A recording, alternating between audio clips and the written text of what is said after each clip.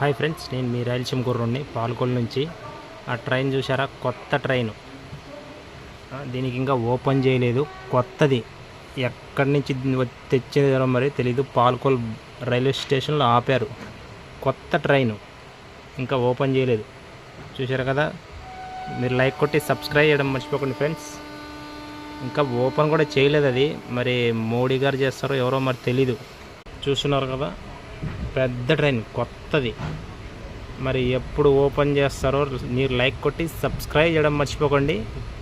మీరు మర్చిపోవడం జరగద్దు. లైక్ కొట్టండి.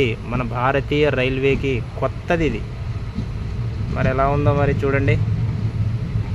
చూస్తున్నారు కదా, న్యూ మోడల్.